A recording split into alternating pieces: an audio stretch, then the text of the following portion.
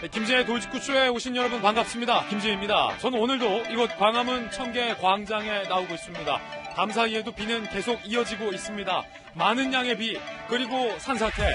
어제 가평의 한 펜션에서는 할머니와 엄마와 2살 배기 아들, 손자 3대가 산사태 때문에 모두 사망하는 정말이지 안타까운 사고가 발생했습니다. 노모가 혼자 펜션을 운영하는 건 힘들다고 해외에서 2살 배기 어린 아이를 데리고 엄마를 돕겠다며 온 착한 딸의 안타까운 사연이었습니다. 3대가 산사태에 휩쓸렸습니다. 잠시 후에 이 안타까운 사연 조명해 보겠습니다. 이 비는 오늘도 그리고 내일도 계속된다는 것. 신신당부 비 조심하셔야겠습니다. 잠시 후 이야기 나눠보겠습니다. 저는 비가 오나 눈이 오나 매일 아침 이곳에서 여러분을 기다리겠습니다. 김지의 돌직구쇼 지금 라이브로 시작합니다. 잠깐만요.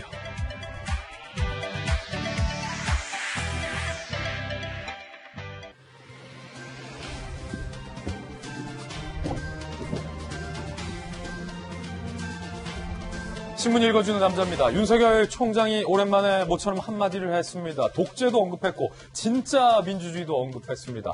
윤석열 총장의 뼈 있는 한마디라는 분석이 나오고 있습니다. 뭐라고 얘기했는지 잠시 후 윤석열의 돌직구에 대해서 상세히 전해드리겠습니다. 오늘 조간신문 함께 하시죠. 먼저 동아일보입니다. 임대차법 이어서 증세까지 폭주한다. 여당 얘기입니다. 동아일보 일면 헤드라인입니다. 종부세, 양도세, 취득세 모두 올리는 법안. 여당이 야당 반발에도 법사위를 일방 처리했습니다. 또다시 통합당에서는 대의민주주의의 근간을 훼손했다고 반발을 하고 있습니다.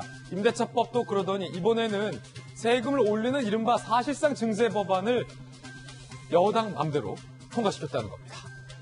주요 증세 법안 다음과 같습니다. 다음 신문입니다. 이번엔 서울신문입니다.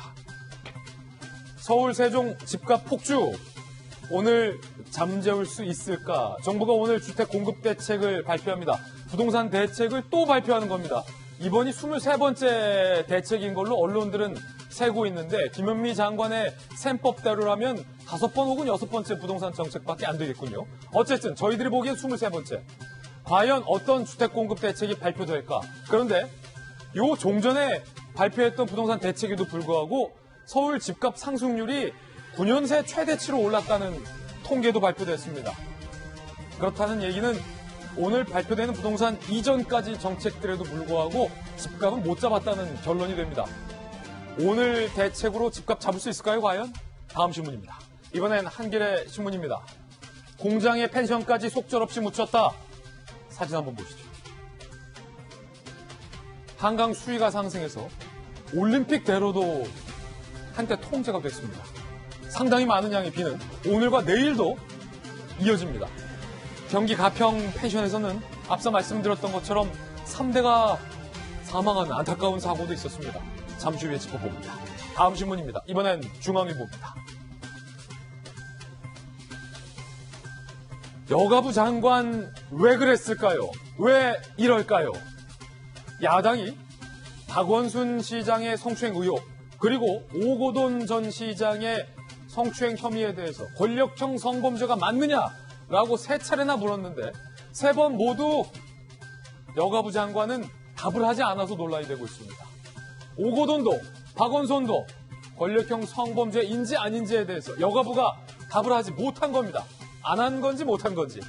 이종옥 장관은 수사 중인 사건이라는 얘기만 앵무새처럼 반복했습니다. 잠시 후에 여가부 장관의 정치적인 답변이라는 논란이 들고 있는 대목 들려드리겠습니다. 지금까지 신문 읽어주는 남자였습니다. 네, 오늘 아침 저와 함께 등판한 등판 선수 소개하겠습니다. 검찰 출신의 젠틀맨, 돌직구쇼 공식 전담 변호사 김건선 변호사님 나왔습니다. 어서 오세요. 자, 민주당의 소심파 국회의원, 이번 국회의원 중 득표율 1등 곽영진 의원 나오셨습니다. 그리고 고시 3관왕 출신, 국회의원 출신, 판사 출신의 고승업 변호사님 나오셨습니다. 다시 돌아온 돌직구쇼의 명품 시그니처, 미래통합당 비대위원, 김병민 비대위원 나오셨습니다. 전직 청와대 출입기자 출신의 베테랑 기자, 이재명 부장 나왔습니다. 모두들 어서 오세요. 네, 오늘의 키워드 3가지 준비했습니다. 하나씩 살펴보죠. 먼저 첫 번째 키워드는요. 독재, 윤석열 총장이 침묵을 한동안 이어가다가 공식 석상에서 이런 말을 꺼냈습니다. 독재! 독재! 독재! 누구 들으라고 한 말일까요? 뼈 있는 말이라는 분석이 나오고 있습니다. 잠시 후에 분석해 보겠습니다. 독재! 독재! 두 번째 키워드는 노예! 노예! 노예! 여당 의원의 입에서 노예라는 말이 여러 번 나왔습니다. 법사위원장의 입에서 나온 겁니다. 무엇에 의한 노예? 누굴 보고 노예라고 지칭한 걸까? 논란이 되고 있습니다. 노예! 그래서 노예. 세 번째 키워드는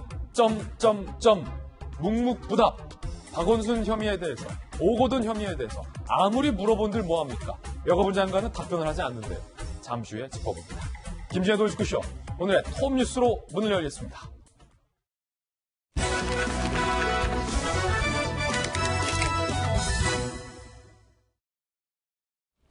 네, 톱뉴스 주제부터 공개를 하겠습니다. 안타까운 사망사고도 있었고 물에 잠기는 농작도 다수였습니다. 올림픽대로도 일부 통제가 되기도 했었습니다. 오늘의 톱뉴스 주제입니다. 나흘째 이어진 물폭탄. 현재 상황은 어떤지 현장 연결하겠습니다. 잠수교 수위 어제 통제가 됐었는데 지금은 어떤지도 궁금합니다. 오늘 집중호우가 또 예보돼 있습니다. 서울 동작대교에 지금 저희 허유원 기상캐스터 나가 있습니다. 허유원 캐스터, 뒤에 보니까 좀 많이 물에 잠긴 것 같은데 현재 상황이 어떻습니까? 네, 밤사이 우려했던 만큼의 비가 내리지 않으면서 한강물은 점차 빠지고 있지만 제 뒤로 보시다시피 이곳 반포 한강공원은 물바다가 된 모습입니다. 잠수교도 도로의 모습은 온데간데 없이 흙탕물로만 가득 차 있고요. 도로 통제 기준인 6.2m의 수위를 넘어서면서 아직까지도 차량 통행과 보행이 어려운 상황입니다. 올림픽대로로 들어가는 개와 육관문도 통행이 어려운데요. 다만 여의 상류와 하류 나들목, 올림픽대로와 동부간선도로는 한강 수위가 낮아지면서 통행이 가능한 상황입니다. 다만 낮 동안 또다시 호우가 쏟아지면서 한강 수위가 높아져 운행 제한이 내려질 수 있겠습니다. 아유, 지금 허용 캐스터 뒤에 한강공원이 완전 물에 잠겼네요. 내일까지 집중호우가 계속된다고 하는데 중부지방에 이거 어느 정도입니까? 네, 오늘도 중부지방을 중심으로 장맛비가 이어집니다. 먼저 오늘 오후까지 중부지방에 시간당 최고 120mm 이상의 폭우가 쏟아질 텐데요. 이 비는 오늘 밤사이 잠시 소강 상태를 보이다가 내일 새벽부터 다시 빗줄기가 강해지겠습니다. 오늘 늦은 오후까지 내일까지 수도권과 영서, 충청 북부에 최고 500mm 이상, 영동과 경북 북부에는 많게는 150mm 이상의 큰 비가 내리겠습니다. 한편 태풍 하구피과 함께 다량의 수증기가 유입되면서 중부지방은 이번 주 후반까지 장맛비가 길게 이어질 전망입니다. 비 피해 없도록 미리 대비해 주시길 바랍니다. 지금까지 서울 동작대교에서 채널A 뉴스 허유원입니다. 네, 허용 캐스터 고생 많았습니다. 지금 보셨던 것처럼 우리 기상 캐스터 뒤에 한강공원 자전거도 타고 산책도 하고 아이들이 잔디바에서 뛰어놀던 그 한강공원이 완전히 물에 잠긴 모습 확인할 수 있었습니다. 편의점들이 둥둥 떠 있는 모습도 지금 기상 캐스터 뒤로 카메라에 포착이 됐습니다. 아직까지 물에 많이 잠겨 있는 그런 상황이고 방금 전해드렸듯이 오늘과 내일까지도 중부지방을 중심으로 집중호우가 쏟아진다고 하니까 조심을 좀 하셔야 될 것 같습니다. 인명 피해도 컸습니다. 함께 보시죠. 중부 물폭탄 인명 피해 속출, 서울, 충북 등 10개 시도 위기경보 단계 최고 심각으로 격상했어요. 그래야죠. 오늘 저녁부터 다시 굵은 밑방울이 또 쏟아진다는 겁니다. 지금도 저희들이 있는 이 광화문에 강한 바람과 함께 간헐적인 비가 쏟아지고 있는데 오늘 저녁부터, 오후부터, 늦게부터 다시 굵은 장대비가 쏟아진다는 겁니다. 요거 꼭 명심하시기 바라겠습니다. 우리 국민 여러분들 대비하셔야 됩니다. 오는 13일까지 최대 500mm 더 쏟아질 예정입니다. 인명피해 현황을 보면 사망 12분, 실종 14분, 부상 7분, 보셨듯이 서울, 경기, 충북, 충남 지역에 집중이 됐습니다. 피해 상황이. 자, 시설 피해도 컸습니다. 도로와 교량, 하천, 저수지, 배수로, 산사태, 철도 등 상당한 시설 피해도 컸고 그로 인한 인명피해도 지금 연결이 되고 있는 상황입니다. 각 지역에서 이 많이 내린 비와 또 도로의 유실, 또 잇따른 산사태로 인한 피해 상황이 컸습니다. 저희가 지역별로 그 피해 상황도 취합을 한번 해봤습니다. 여러분과 함께 살펴보겠습니다. 자, 지금 포크레인들이 복원을 하는 장면인데요. 비 피해로 인해서 집이 무너지고 토사와 나무로 그리고 가평 펜션이 매몰돼서 인명 피해가 크게 난 상황입니다. 경기도 가평의 펜션 산사태 모습 살펴보고 있습니다. 지금 펜션 건물이 형체를 알아보기 힘들 정도로 완전히 붕괴가 됐고, 잠시 후 이야기 나눠보겠지만 3대가 희생했습니다. 충북 충주시에 집이 무너지고 토사와 나무로 도로가 엉망이 되고 이렇게 벽에 구멍이 뻥 뚫린 모습도 확인할 수 있는 모습입니다. 집의 형체가 온데간데 없어진 모습 확인할 수 있었고요. 충남 천안은요, 이렇게 차가 물에 완전히 잠기는, 경찰차도 물에 완전히 잠기는 등, 이게 지금 천안 시내입니다. 시내에 엄청나게 수위가 높아진 모습 확인할 수 있었고요. 야, 이렇게 유속도 상당히 빠릅니다. 경기도 이천도 마찬가지였습니다. 물살이 세요. 인근 가옥들이 이렇게 많은 피해를 입은 상황을 눈으로 확인할 수 있습니다. 서울도 마찬가지였다는 사실입니다. 지금 참혹하죠? 매우 참혹합니다. 서울 한강공원 함께 보실까요? 불어난 한강에 시민들이 고립이 돼서 지금 겨우 이렇게 아슬아슬하게 구조되는 영상도, 소방대원에 의해서 구조되는 영상도 포착이 됐습니다. 고립된 시민 무사히 구할 수 있었어요. 서울시 중랑천이에요. 이미 공원은 물에 잠겼고 도로 위까지 물이 차오르는 모습, 다리 위까지 물이 범람할 것 같은 아슬아슬한 그런 상황에 비 피해 모습 확인할 수 있었습니다. 자, 간략하게 전해드렸지만 이재명 기자, 지금 간밤에도 피해 상황이 꽤 컸습니다. 좀 다시 한번 종합을 해주시죠. 예, 뭐 얘기한 것처럼 피해 상황이 계속 불어나고 있죠. 그래서 지금 뭐 실종자, 사망자 굉장히 많이 늘어나고 있고, 네. 워낙 이제 도로 침수가 굉장히 곳곳에서, 중부지방 곳곳에 나타나고 있고, 여러 가지 피해가 많은데, 가장 걱정은 그거 같습니다. 지금 조금 전에 저희가 얘기한 것처럼 장마가 다음 주 목요일까지, 13일까지 계속 이어질 수 있다.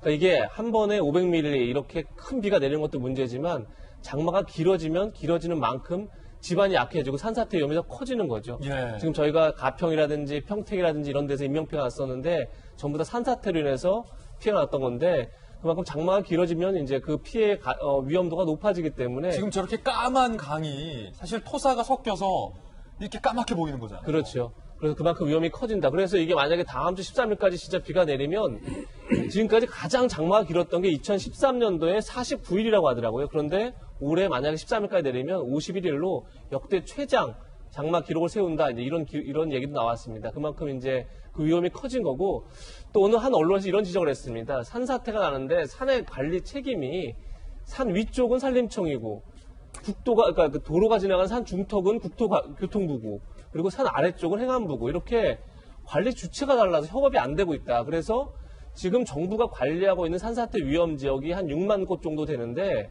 실제 어제 피해가 났던 가평이라든지 평택 같은 경우는 그 위험 지역 안에 포함되어 있지 않다고 하더라고요. 그만큼 사각지대가 많다는 건데, 일단 좀 다음 주 목요일까지 계속 장마가 이어질 거고, 또 비가 굉장히 많이 내린다고 하니까 지금이라도 산사태 위험 있는 지역들 철저한 관리가 필요한 시점이 아닌가 싶습니다. 예, 특히나 우리 그 가평의 펜션에 산사태로 인한 펜션 붕괴 현장 영상을 좀 다시 한번 저희가 보면서 이야기를 좀 이어갈 텐데요. 3대가 산사태로 매몰이 되는 안타까운, 정말로 가슴 아픈 사고가 발생했습니다. 일단 가평 펜션 영상, 정말로 참혹한 영상입니다. 다시 한번 보시죠. 자, 지금 가평 펜션 건물 일부는 남아있고요. 완전하게 뒷산의 산사태로 인해서 지금 주차되어 있는 차량도 약간 헤드라이트만 빼꼼히 얼굴이 보일 정도로 토사에 지금 휩싸여서 아예 파묻혀 있는 모습. 저게 건물이 있었던 자리입니다. 건물은 형체를 알아볼 수 없을 정도로 아예 산산조각이 났습니다. 포크레인이 건물이 무너지고 그 위에 산사태로 인해서 흘러내리는 흙들이 덮여있기 때문에 지금 그 흙을 덜어내는 작업을 하는 영상을 보고 있습니다. 저 밑에서 할머니와 엄마, 그리고 이제 갓 2살이 된 어린 손자까지 산사태에 매몰돼서 사망하는 일이 발생했습니다. 그 사건 함께 보시죠. 무너진 토사의 가평 펜션 3대가 참변을 당했다. 어제 오전 10시 37분쯤 경기 가평군의 한 펜션, 방금 보신 그 펜션입니다. 시간당 80mm의 폭우에 산에서 흙더미와 돌멩이가 갑자기 쏟아졌다. 산사태예요. 이 산사태가 무서운 게요. 저도 사건 기자 때 산사태 현장을 취재했었는데 산사태라는 것을 인지할 수 있는 방법이 소리밖에 없는데 내가 그 소리를 듣는 순간 이미 토사가 나를 덮치는 정말로 순식간에 일어나는 일입니다. 산사태가 쏟아져서 펜션이 매몰됐습니다. 65세 할머니와 그의 딸, 37살 딸, 2살 배기 손자, 3대 가족이 실종이 됐고 차례로 시신이 발견돼서 시신이 발견되는 그 순간순간마다 탄식과 정말로 안타까움이 묻어나는 현장이었습니다. 그런데 이 37살의 딸은요, 얼마나 효심이 깊냐면 뉴질랜드 살다가 엄마가 혼자 펜션 일을 하는 것이 안타까워서 어린 2살 배기 손자 데리고 최근에 귀국을 했어요. 코로나 국면에 엄마 돕겠다고.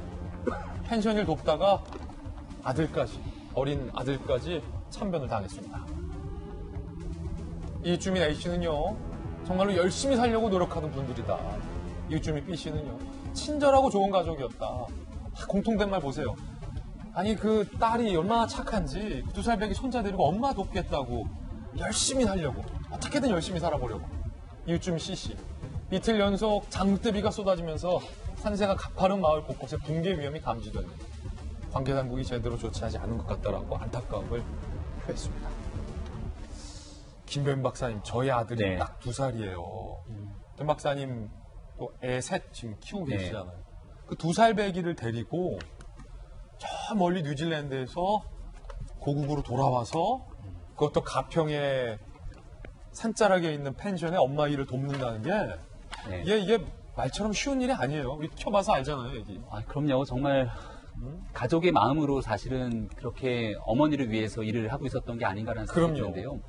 그 코로나 이후로 한동안은 우리가 이제 야외 활동이라든지 사회적 거리두기를 갔습니다만 그래도 최근 들어서는 이 여름 휴가철에 여러 곳으로 좀 다니게 되는 휴가를 떠나는 분들을 많이 볼 수 있습니다. 이제 겨우. 펜션도 아마 그런 지점에서 굉장히 일손이 좀 많이 부족했던 모양이 아닐까라는 생각이 드는데 이제 겨우 시작된 건데. 네, 진짜로 일을 해보려고 하는 상황 속에서 2살 배기 아이와 함께 그 일을 돕기 위한 그 마음, 이런 부분들을 너무나 안타깝게도 정말 산사태가 그 모든 것들을 다 집어삼킨 게 아닌가 싶은 생각이 듭니다. 너무 야속해요. 저는 조금 전에 이웃 주민들의 인터뷰가 있었는데요. 그 이웃 주민 인터뷰 3번째 나왔던 내용 중에 하나가 곳곳에서 위험이 조금 감지되기 시작됐다는 얘기입니다.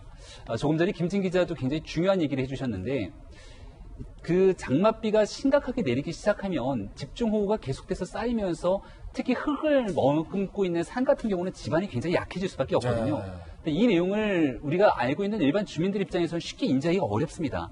그럼 결국은 전체적인 산의 관리 차원에서 산림청이 됐든 아니면 지방자치단체와의 유기적인 협력 관계를 통해서 위험지역이 어디인지를 정리해 놓고 난 다음에 이처럼 집중호우 시에 반드시 조심해야 되는 구역에 대한 경보 등을 관계 부처, 정보당국이 신속하게 행동을 좀 해줬어야 되는데 이렇게 인명피해까지 발생되는 모습들을 보면서 정말 참담한 마음을 금할 길이 없습니다. 게다가 이 집중호우가 이게 이제 지금 오늘자로 거의 다 정리돼서 끝나는 것이 아니라 앞서 계속 말씀드린 바와 같이 계속 이어질 수밖에 없는 내용이고요. 대한민국에 수많은 야산들이 있고 이 산에서 언제 어디선가 이와 같은 대형 참사가 발생되지 않으리라는 보장이 없습니다. 지금 현재 대한민국 정부 정치권이 해야 되는 가장 중요한 노력은 결국은 국민의 생명과 안전을 담보하기 위해서 정부는 존재하는 거라 생각합니다. 지금 어제 오늘에서 국회 정치권이 굉장히 바쁘게 돌아가면서 특정 정파적 문제를 가지고 골몰해 있는 모습들을 볼 수 있는데 저는 정치권이 이럴 때가 아니라고 생각합니다. 이게 지금 어제 오는 일이 아니면서 이재민이 거듭 1000명에 가까운 이재민이 발생하고 지금 이렇게 토사가 무너지면서 결국 산사태가 발생하게 되면 여기에 대한 복구 작업 아까 우리가 봤지만 이거는 개인이 감당할 수 있는 복구 수준을 넘어서게 되는 겁니다. 근데 날씨가 좋아지게 되면 어느 정도 복구가 가능할 텐데 이러면서도 비가 계속 거듭 쏟아지게 되면은 이건 개인이 갖고 있는 사람의 힘으로 감당이 안 되거든요. 결국 정부, 정치권 모두의 협력적인 노력으로 사실 8월 한 달 동안은 이 재해를 예방하기 위해 노력을 해도 부족할 상황인데 제발 저는 집권 여당 그리고 정부가 가지고 있는 모든 공권력을 총동원해서 우리 국민들의 재산과 생명의 피해가 더는 없도록 만전히 기해 주실 것을 당부드립니다. 안타깝지 않은 죽음은 없습니다. 그렇지만 이 안타까운 사고 소식에 많은 국민들이 정말로 안타까움을 공감하는 데는 이 같은 좀 사연이 있기 때문이 아닐까 싶습니다. 이재민 기자, 사고 현장을 보면요. 목격자들에 따르면 이래요. 쿵쿵쿵 소리가 나더니 순식간에 펜션이 사라졌다.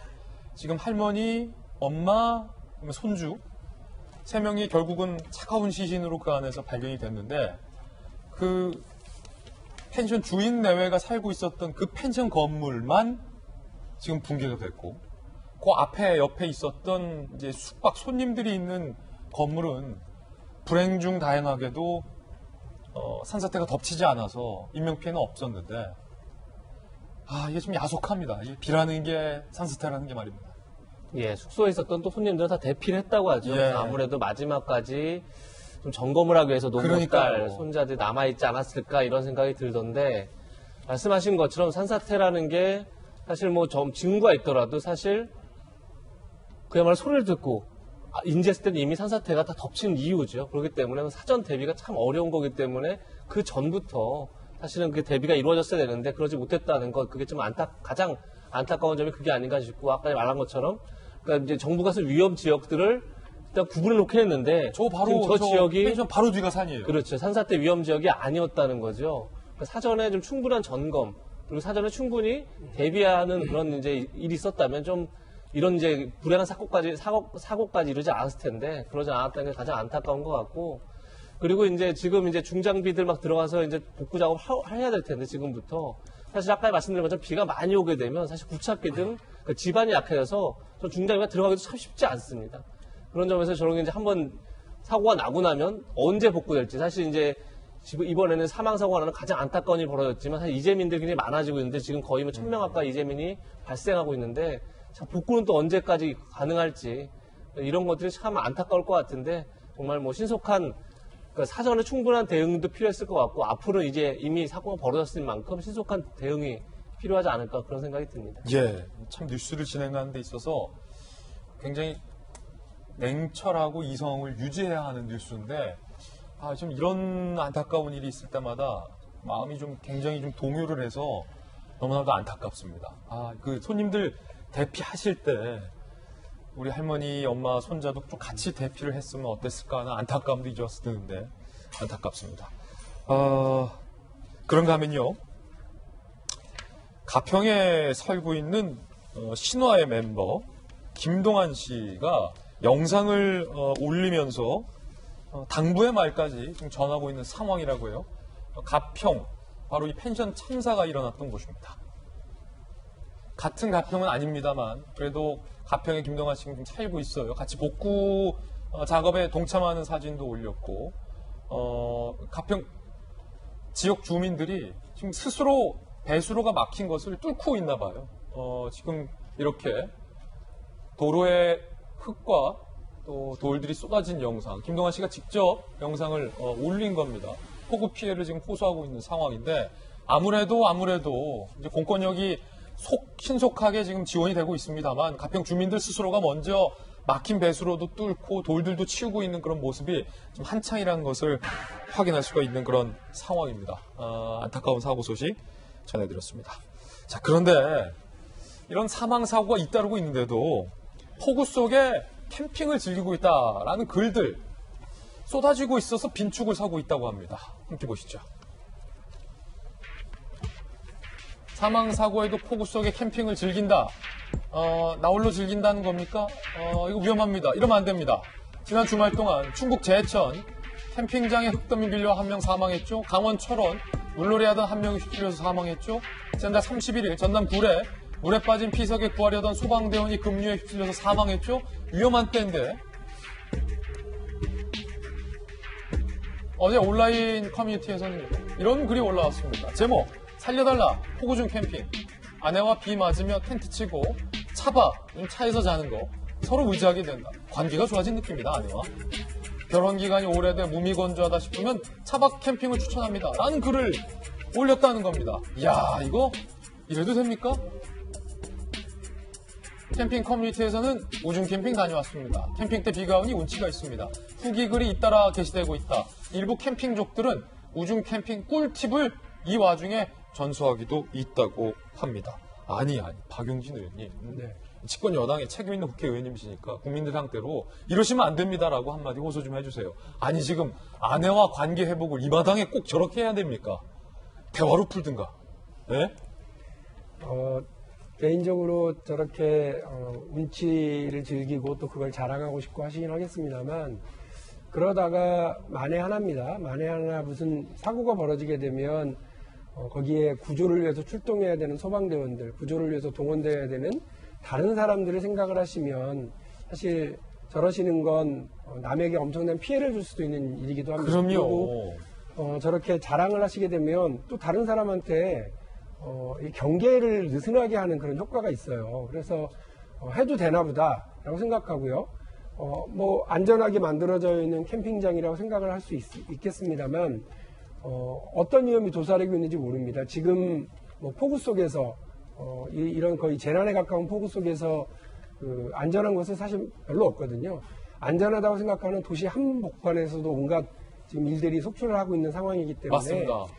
행여나 산행, 행여나 캠핑, 행여나 물놀이 다 조심하시고 하지 말아야 된다는 말씀 드리고 싶고요. 예전에 제 경험이긴 합니다만 원래 다니던 산길이에요. 원래 다니던 산길인데 예. 그 산길이 그 비가 갑작스럽게 쏟아지니까 전부 다 그냥 물이 쓸려 급류가 쓸려 내려가는 계곡으로 급변합니다. 예. 그러니까 뭐 특히나 산 속에서 자연 속에서의 그 위험은 어디서 어떻게 도사리기 쓸지 모르니까 그와 관련해서 다들 조심하셔야 되고요. 행여나 자신들이 갖고 있는 약간의 여유와 운치 이런 것들을 저렇게 남들에게 알리는 행위 그리고 그런 위험천만한 일을 하시는 행위 모두 다 우리 사회 구성원들에게 좋지 않은 영향을 미칠 수 있다는 거 아시고 서로 조심하고 서로 배려했으면 좋겠습니다. 예, 김관삼 변호사님. 그 우중 캠핑, 우중 산행 굉장히 운치는 있어요. 그런데 이제 전제가 뭐냐면 이제 보슬비가 정도 내리는 정도. 그러니까 어떤 자연에서 크게 뭔가 어떤 산사태라든지 그것이 일어나지 않을 정도는 뭐 어느 정도는 제가 볼 때는 뭐 해도 된다고 봅니다. 그런데 지금 강수량이 우리가 1년에 내리는 강수량의 한 4분의 1이 한 3일 정도에만 내리는 거거든요. 사실 서울시내 운전하는데도 앞이가 전혀 보이지 않아요. 그러면 운전하는 입장에서도 잘 닦여진 도로에서도 겁이 굉장히 나는데 산속에서는 얼마나 그러겠습니까? 아, 그럼요. 지금 계곡 위험해요. 저도 경험을 한번 한 적이 있는데 이제 지리산을 전에 제가 학교 다닐 때 간 적이 있어요. 예. 근데 비가 오니까 대피하라는 그 방송이 나오더라고요. 그런데 물이요 서서 오는 거예요. 왜 이게 흘러오는 게 아니고 갑자기 쏟아져 내리니까 서서 온다는 표현이 맞아요. 물이. 물이 한 1, 2m까지 선 상태에서 계속 몰려오는 거예요. 뭐 저희는 미리 피해서 뭐 그렇게 사고는 없었지만 그래서 일반적으로 저렇게 커뮤니티에 올리는 사람의 특징이 뭐냐면 아무리 무슨 일이 있어도 나는 괜찮겠지라는 그런 아니라는 생각. 그다음에 두 번째는 사실은 자연과 맞서면 안 돼요. 자연 앞에서는 인간은 정말 초라한 존재에 불과하거든요. 조심하셔야 된다. 사실 저런 산세 같은 걸 우리가 아무리 막으려고 해도 사실은 구멍이 뚫리는 거고 아무리 점검을 해도 너무나 많은 비가 내려오면은 우리가 사실은 막을 수 없는 부분이 있거든요. 그렇기 때문에 오히려 저런 뭐 커뮤니티를 올리면서 마치 안전한 것처럼 뭐 피해를 보는 사람은 일부에 불과하고 그런 어떤 것을 선동하는 취지의 저런 글 자체는 사실은 굉장히 적절하지 못하다고 봅니다. 그런가 하면 고승욱 변호사님, 네. 북한이요 이 와중에 환강댐을 우리 측에 말도 안 해주고 예고 없이 무단 방류해서 현재 우리 당국이 임진강 수계에 직접 영향을 미치는지 여부에 대해서 촉각을 지금 곤두세우고 있다고요. 좀 얘기 좀 해주고 아마 어디가 덧납니까? 그러게요. 환강댐이 이제 임진강 북쪽에 있는데 저수 용량이 3억 5천만 톤입니다. 그러니까 얼른 감이 안 오시겠지만 팔당댐보다도 이제 1억 톤 이상 더 많은 댐이거든요. 그래서 거기서 무단 방류하게 되면은 이제 임진강 물이 불어나가지고 그 하구에 있는 어민들 피해가 크고 특히 그 어구 같은 것들이 막 떠내려가죠. 그래서 실제로 이제 2009년도에 그 연천군 주민 6명의 인명 피해를 당했었습니다. 그러니까 이제 군 당국에서 북한하고 같이 이제 그 수해 방지 실무 회담을 했는데 거기서 앞으로는 환강댐을 방류할 때 사전에 예고를 하겠다 이렇게 약속을 했어요. 그러니까 남북 합의를 한 거죠.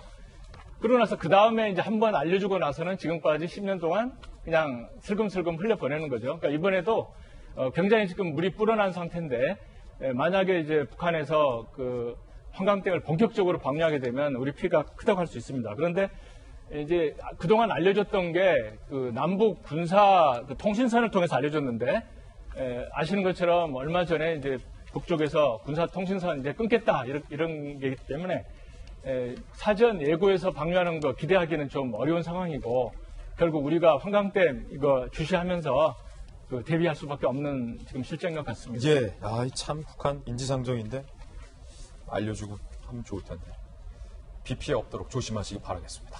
이번엔 저희가 준비한 두 번째 이슈를 공개합니다. 작심 윤석열 총장이 신임 검사 임관식에서 민주주의 허울 쓴 독재를 경계해야 된다라고 뼈있는 이야기를 던졌습니다. 돌직구입니다. 민주주의의 허울을 쓴 독재. 이거 무슨 뜻일까요? 윤석열 총장 뭘 의미하고 싶었던 걸까요? 함께 보시죠. 윤석열 검찰총장 어제 신임 검사 임관식에서 이렇게 얘기를 했습니다. 신임 검사들에게 자유민주주의는 법의 지배를 통해 실현한다. 헌법 핵심 가치인 자유민주주의는 평등을 무시하고 자유만 중시하는 것이 아니다. 민주주의라는 허울 쓴 독재와 전체주의를 배격해야 한다. 부정부패와 권력형 비리는 국민 모두가 잠재적 이해 당사자와 피해자라는 점을 명심하고 국민이 피해자라는 거예요. 어떤 경우에도 외면하지 않고 당당히 맞서서 국민으로부터 위임받은 법 집행 권한을 엄정하게 행사해야 한다라고 목소리를 높였습니다. 권력형 비리, 국민이 피해자다, 수사해야 한다라고 강조를 한 겁니다. 이재명 기자, 오늘 여러 조간신문들에서 윤석열 총장의 어제 말 한마디 한마디에 의미를 부여하고 해석하는 기사들이 많은데 일단은 첫 번째, 민주주의의 허울을 쓴 독재를 배격하라. 지금 신임 검사들이에요. 새내기 검사들, 임관식에서 대선배 윤석열 검찰총장이 새내기 검사들 앞에서 너무 거창한 얘기를 한 건 아닌가 하고 싶을 정도의 정말로 무게감 있는 메시지를 꺼냈어요. 민주주의의 허울을 쓴 독재를 배격해야 된다. 뭐 딴 뜻이 있는 겁니까? 글쎄요. 어쨌든 뭐 신임 검사들 임관식에서 한 얘기죠. 그러니까 아주 일반적 얘기다 이렇게 볼 수도 있지만 사실 한 40일 만에 지금 윤 총장이 메시지를 처음 냈습니다. 그 사이에 다들 아시는 것처럼 뭐 한동훈 검사장 사건 같은 굉장히 자신의 최측근이 오히려 수사 대상이 되는 그런 사건이 이제 계속 연이어 있었죠. 그런 점에서 어제 윤 총장의 발언 자체가 현 정국에 대한 자신의 입장, 자신의 생각, 그리고 자신의 주장을 내세운 거다라고 보는 게 뭐 틀리지 않을 것 같습니다. 그래서 두 가지 메시지가 다들 주목했던 것 같은데 첫 번째는 자유민주주의는 독재와 전체주의를 배격하는 거다. 그러면서 법의 지배를 강조했죠. 그 얘기는 무슨 얘기냐면 민주주의는 다수의 지배로 이루어지는 게 아니다. 그러니까 법은 다수가 만들 수 있을지 몰라도 결국은 법에 의해서 따라서 누구나 법 앞에 평등해야 된다. 이걸 강조한 거죠. 그러니까 다수가 그 얘기는, 다가 아니다. 그렇죠. 그 얘기는 현 정권에 대한 수사가 이루어진 직후부터 이제 윤 총장과 윤 총장 측근들에 대한 굉장히 압박이 거셌죠. 거기에 대한 어떻게 보면 본인의 생각을 우회적으로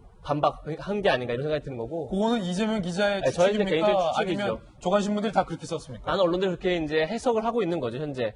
현재 시국 속에서, 현재 전국 속에서 윤 총장이 굉장히 오랜만에 메시지를 냈는데 그 메시지가 굉장히 강조를 했던 거죠. 다수가 다가 아니다. 그렇죠. 다수가 다가 아니다. 법에 의해서 지배해야 한다. 모두 법 앞에 평등해야 한다. 따라서 지금 저희, 검찰이 했던 현 정권에 대한 수사는 정당했다. 이런 얘기를 우회적으로 표현한 게 아닌가 싶고 또 하나 이게 주목할 게 그겁니다.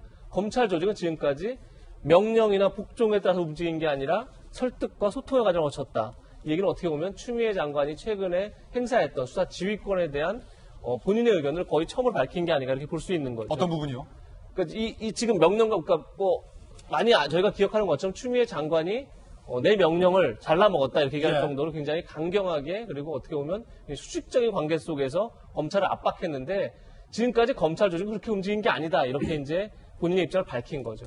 그런 점에서 현 정부에 대한 수사의 정당성 그리고 현 정부에서 검찰을 압박하는 거에 대한 부당성 이걸 같이 윤석열 총장이 밝힌 게 아닌가 이렇게 생각이 들고 다만 이런 생각은 들었습니다. 지금 미래통합당에서 그냥 이걸 반기면서 칼잡이의 귀환이다 이렇게까지 평가를 하기도 했었는데 사실 윤 총장이 지금 할 수 있는 반격하는 게 거의 없죠. 사실 수족들이 다 수족이라는 표현보다는 다 측근들이 굉장히 다 곤궁한 처지 또는 인사를 통해서 다들 이제 지방에 흩어져 있기 때문에 사실 별다른 반격 카드가 없는 상황에서 결국은 메시지로 통해서 반격할 수밖에 없는 그런 공공한 처지도 저는 역설적으로 보여준 게 아닌가 이런 생각도 들었습니다. 그렇군요. 그러면서 윤 총장이 이른바 작심 발언들이 이어갔는데 검사는 언제나 헌법 가치를 지킨다는 엄숙한 마음가짐을 가져야 한다. 누구에게나 공평하고 정의롭게 법 집행을 해야 한다.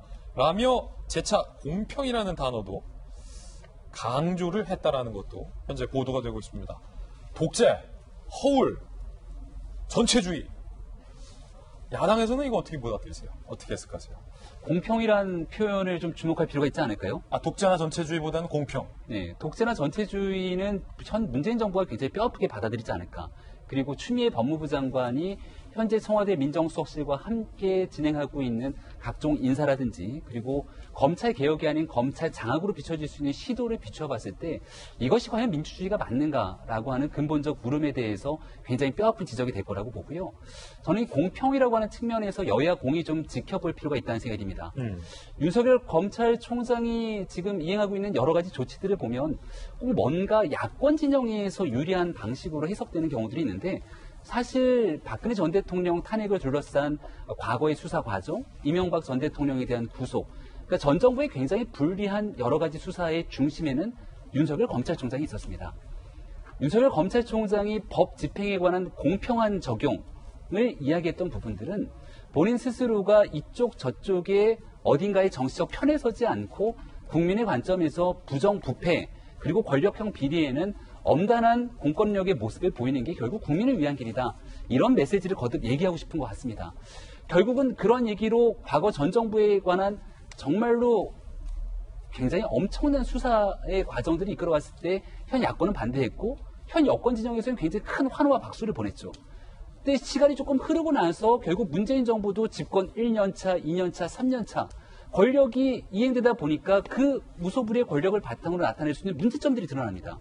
윤석열 검찰총장이 이끄는 검찰 입장에서는 살아있는 권력에 대해서도 단호하게 대처하라는 문재인 대통령의 그러한 주문에 호응하듯 살아있는 권력에 대해서 단호한 수사를 했는데 예컨대 조국 전 장관 가족에 관련된 수사가 그 계기가 될 것이고 또요. 울산에서 이뤄졌던 하명 수사에 관련된 의혹 논란들이 있을 것이고 이런 현 정부를 뼈아프게 만드는 유재수 전 부산시 경제부시장에 관련된 내용이라든지 이런 일련의 사건들에 대한 수사가 진행되고 난 다음에 청와대가 집권 여당이 윤석열 총장을 향해서 보내줬던 메시지가 어떻게 변화했는지를 충분히 많은 국민들이 보셨을 거라 생각합니다. 검찰 인사 등을 통해서 지금은 오직 하나 남은 건 윤석열 검찰총장이 입 하나 남은 것 아니냐 이런 얘기들이 나오게 되는 거거든요. 결국은 윤석열 검찰총장이 그지 끝까지 수행하지 않고 중간에 내려올 거다 이렇게 전망하는 분들도 계셨는데 법이 규정되어 있는 임기가 아직 1년이 남았습니다. 아마도 윤 총장은 본인이 스스로 생각해왔던 공평한 법 적용에 대해서 수차례 설파해 나갈 것이고 이 내용들이 아주 만약 문재인 정부가 듣기에 굉장히 불편하고 뼈아프다면 애당초 2016년에서 17년으로 넘어가던 시기 현 여당이 야당이던 시절 거리에서 국민들과 함께 외쳤던 개혁의 핵심 요체가 무엇인지를 돌아보는 계기가 됐으면 좋겠습니다. 자, 야당의 의견까지 해석까지 들어봤고 같은 날 법무부 장관은 신임 검사들에게 뭐라고 했을까요? 직접 들어보시죠.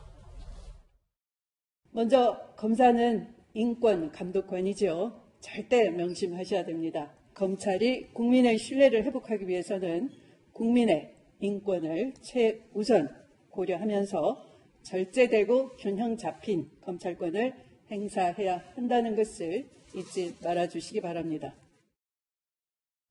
검찰은 인권 감독관이다. 검찰의 수사는 굉장히 제한적이어야 한다라는 말을 강조했습니다. 그런데 정작 최근에 논란이 됐던 중앙지검 수사와 관련된 정진웅 부장검사와 한동훈 검사장 간의 물리적 충돌에 대해서 기자들의 질의에 추 장관은 어제도 침묵했습니다. 자, 추 장관답지 않다. 부동산 정책에서도 얘기를 하는 추 장관인데 왜 이 초유의 사건에 대해서는 추 장관이 침묵할까? 많은 기자들이 계속 묻고 있습니다. 오늘도 아마 물을 거예요. 한 검사장과 정 부장검사가 몸싸움에 대해서 어떻게 생각하십니까? 법무부 장관님, 검찰 인사가 늦어진 배경이 무엇입니까? 법무부 장관님, 검찰총장의 의견 어떻게 수렴할 겁니까? 법무부 장관님, 이번 인사 때도 검찰총장 의견 수렴 안 하실 겁니까? 법무부 장관님, 정진호 부장검사가 잘못입니까? 한동훈 고검장이 잘못입니까? 법무부 장관님, 왜 침묵하십니까? 어떤 질문에도 답을 하지 않았다. 추 장관답지 않다는 얘기가 나오고 있는데, 김광선 변호사님, 검찰 출신이잖아요. 검찰 출신이시다라는 거 빼고 객관적으로 추 장관의 이번 건에 대한 묵묵부답에 대해서는 어떻게 보세요? 저는 좀 약간 이해가 가진 않아요. 그래요? 왜냐하면 이제 추 장관 스타일이 어떤 뭐 현상이랄지 사건이 있으면 특히 검찰이랄지 법무부와 관련된 일 있으면 거기에 대해서 본인이 참지 못하고 가서 멘트를 하는 스타일이잖아요. 근데 이번에 이제 무슨 생각을 하고 있을까? 아마 뭐 한 가지 아니면 두 가지겠죠. 그러니까 만약에 여기에 대해서 어떤 멘트를 했을 때 받을 수 있는 오해 이런 것들, 또 그다음에 한동훈 검사장과 관련된 수사에 대해서는 굉장히 적극적이었잖아요. 그러면서 중앙지검 수사팀에게 굉장히 힘을 보태주는 그러한 어떤 스탠스를 쭉 유지하고 있었는데, 어떻게 보면 이번에 이제 정 부장검사하고 이제 한동훈 검사장 사이에 어떤 몸싸움이 일어나면서 굉장히 이제 볼상 사나운 일이 일어난 거거든요. 그런데 뭐 내부적으로 그런 생각도 할 거예요. 이렇게까지 하면서 만약에 한동훈 검사장에 대한 증거가 없다고 한다면 사실 이건 굉장히 부메랑이 될 수 있는 거거든요. 그래서 섣불리 여기에 대해서는 왈가왈부를 하지 않는 것이 아닌가, 저는 개인적으로 그렇게 추측을 하고요. 예. 그다음에 윤석열 총장의 신임 검사들에 대한 그 메시지 전달, 이거에 대해서 한 말씀 좀 드린다고 보면 사실 이혈령 비혈령이에요. 그러니까 윤 검사장이 사실은 현 정부하고 굉장히 대립각을 안 세웠다 하더라도 윤 총장. 윤 총장이 충분히 이런 말 할 수 있는 거거든요. 그러니까 원론적인 이야기예요. 그런데 이 문구 자체가 사실은 최근에 이제 검찰권에 대한 수사권 배제가 굉장히 대폭적으로 이루어졌잖아요. 그리고 또 몸싸움도 있었고 또 본인의 수사 지휘권도 배제되어 있기 때문에 근데 여기에 대해서는 어떤 메시지를 낼 것인가에 대해서 굉장히 많은 관심을 가지고 궁금해했는데, 이게 객관적으로 원론적인 이야기지만 결국 자기의 마음을 담은 것이 아니냐. 결국은 뭐 권력형 비리 수사 계속 하겠다. 뭐 아니 그런 생각도 되고요. 본인 자체는 이제 비리 수사를 계속 할 수 있는 그러한 총재의 권한이 없어요. 제가 볼 때는. 그러니까 권한이 있지만 실질적 권한이 없다는 거죠. 더군다나 검찰 인사가 있게 되면 지금 검찰개혁위원회에서 내놓는 것이 지금 고검장한테 수사 권한을 주고 총재의 수사 권한을 이제 박탈하겠다는 거잖아요. 그러면 다음 검찰 인사 때 서울고검이 됐건 각 지방의 고검장에 대해서는 결국 법무부 장관이 원하는 사람들이 고검장이 될 것이고, 그러면 윤석열 총장의 어떤 권한 자체는 급속히 더 약화될 수밖에 없거든요. 그래서 이제 본인이 할 수 있는 것은 이러한 어떤 신임 신고식 축사나 이런 걸 통해서 자신이 생각하는 메시지를 전달하는 방법밖에 없다. 그러면 이 내용 자체를 그냥 원론적인 얘기라고도 볼 수 있지만 현 정치 지형과 관련해서 생각해 보면 우회적으로 이제 자신의 심경을 좀 토로한 것이다 보고요. 그다음에 아까 그 전체주의 독재 이 문구는 굉장히 좀 강하다고 봐요. 그래서 본인도 굉장히 조심스럽게 얘기했을 거고, 왜냐하면 이 해석의 여지에 따라서 이게 정부에 대한 엄청난 어떤 비판이 될 수도 있거든요. 그래서 야당 측에서는 이거 자체를 굉장히 정치적 호재로 쓰는 거고, 그러지만 윤석열 총장이 그것까지 염두에 두면서 전체주의 독재를 얘기했는지 그것은 뭐 윤석열 총장밖에 알지 못할 것 같습니다. 윤석열 총장의 이번 발언으로 최근 몇 번의 작심 발언들도 다시 주목받고 있습니다. 직접 들어보시죠. 아니 왜 저격수 교수는 소환도 조사도 않고? 지금 의원님 국정감사라는 공개적인 자리에서 어느 특정인을 좀 여론상으로 이렇게 보호하시는 듯한 그런 말씀을 자꾸 하시는데. 보호하는 게 아니에요. 저는 패스트트랙에 의원들을 어떻게 할 것인가. 정경심 교수 얘기하고 왜 그런 결부가 되는지 다 이해를 못하겠습니다. 검찰총장이 고소인이 된 사건이 있는 것 자체가 과연 적절한지, 명예훼손으로 고소하는 것이 과연 적절한지 저도 지금까지 살면서 누구를 고소해 본 적이 단 한 번도 없습니다. 그러나 이 보도는 우리나라를 대표하는 언론 중에 하나가 일상 해야 되는 이런 확인 없이 이 기사를 일면에 게재를 했기 때문에 이거는 저 개인의 문제가 아니라 이 검찰이 하는 기관에 대한 문제일 수 있고 해당 언론사가 이 취재 과정을 다 밝히고 사과한다고 공식 같은 지면에다 해주신다면은 고소를 계속 유지할 때에 대해서는 한번 재고를 해보겠습니다. 혹시 사람이 충성하는 건 아니에요?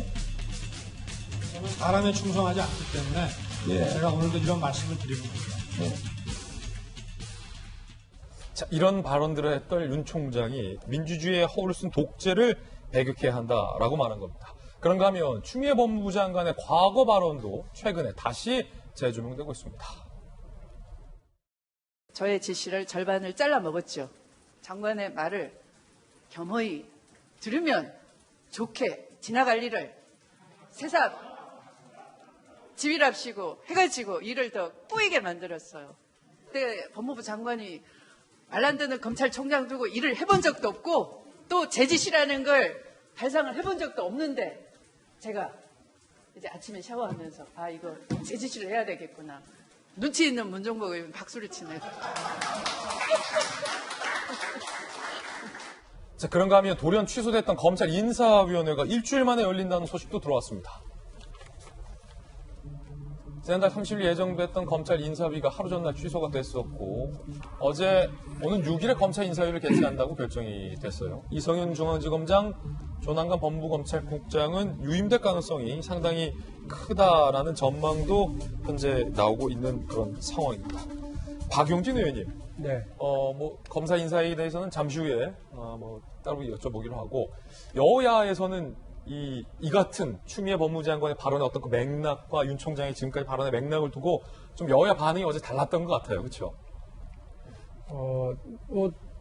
원론적으로 맞는 말들이죠. 추미애 장관의 말씀도 또 윤석열 총장의 말씀도 다 맞는 말씀이고 자기 직분을 제대로 해야 하는 신임 검사들의 임명식 자리에서 얼마든지 있을 수 있는 이야기다라고 말씀을 드릴 수 있어요. 원론적으로? 예. 저도 그럼 원론적으로 말씀을 드리면 저는 검찰의 직접 수사권이 가장 큰 문제다라고 하는 지적에 동의합니다. 그래서 사실은 기소권도 독점하고 또 수사권도 가지고 직접 수사권도 가지고 있는 검찰의 존재가 지금의 무소불위 권력을 쥔 검찰의 모습의 이제 기본 떠받치는 기준이다 이렇게 생각을 합니다. 그래서 그걸 분리해야 된다라고 하는 말에 원론적으로 동의합니다. 또 하나는 검찰은 그 정의의 여신상 기억하세요? 혹시 눈 가리개를 가리고 있고 한 손에는 저울을 들고 있고 한 손에 법전을 들고 있는데요. 그 법전 버리고 칼만 들고 있는 여신상 혹시 생각을 해보세요. 저는 검사들은 그래야 된다고 생각을 합니다. 나랑 아는 사람, 혹시 힘센 사람, 권력, 가진 사람 이런 거 보지 말고 대한민국의 정의를 위해서 자신이 해야 할 국민이 위임한 그 권한을 가지고서 충실히 그 역할을 해야죠.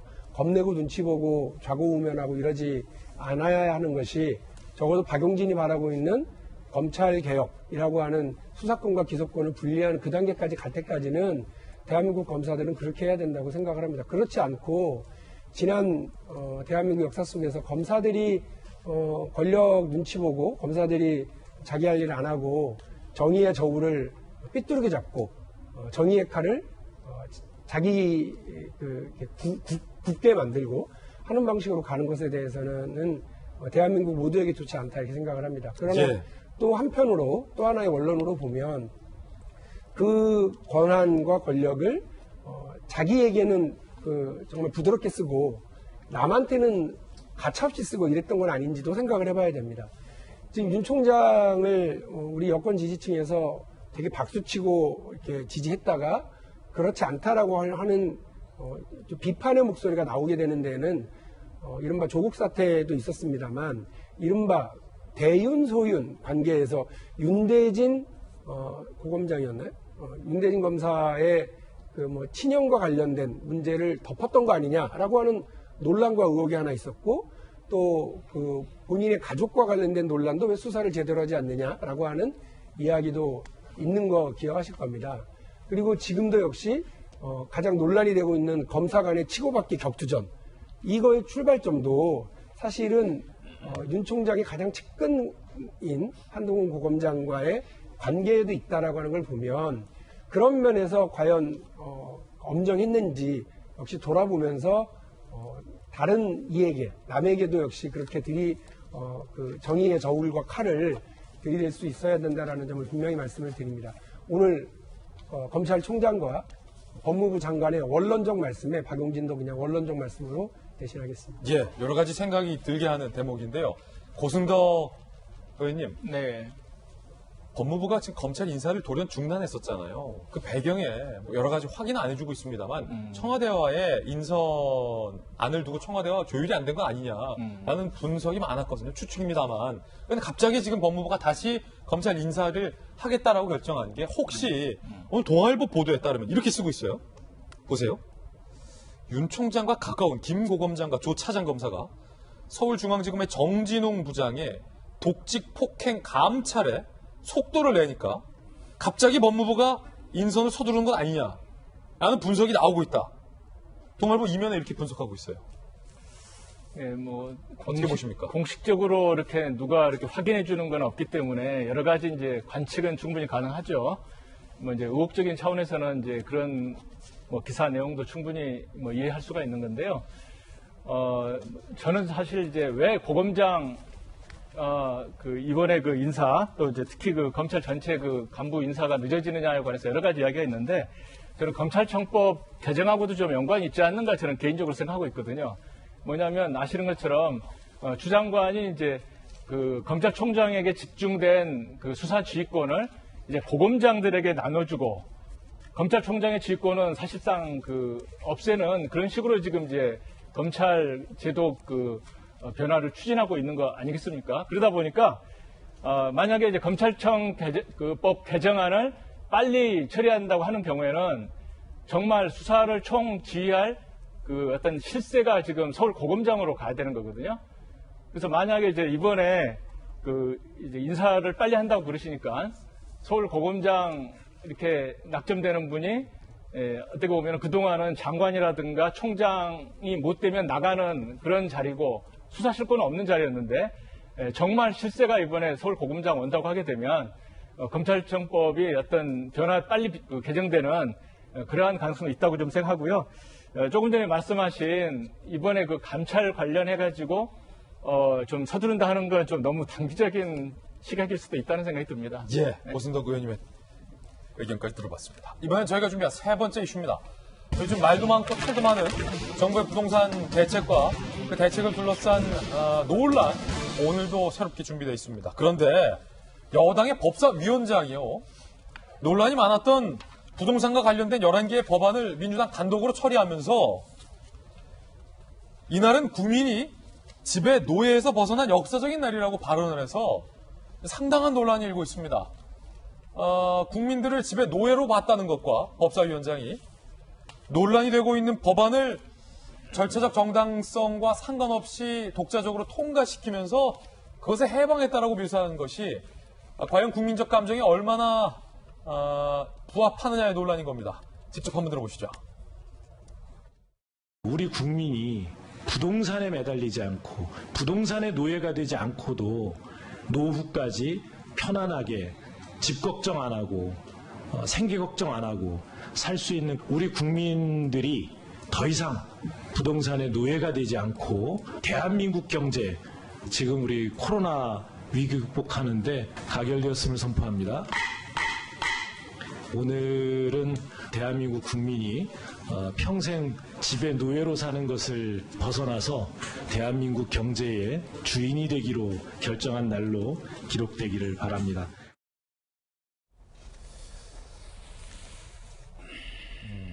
국회 반장께 물어보겠습니다. 국회 반장을 했으니까 이재명 기자, 지금 발언의 뜻이 뭔지, 지금 서민들 입장에서는 아니 평생 열심히 저금을 해서 돈을 모아서 월세에서 전세로 바꾸고 또 열심히 또 돈을 모으고 일해서 전세에서 대출 끼고 집을 사서 또 열심히 돈을 모아서 그 대출도 다 상환하는 것. 이게 사실은 우리 서민들의 소박한 꿈인데 지금 그게 불가능해졌잖아요.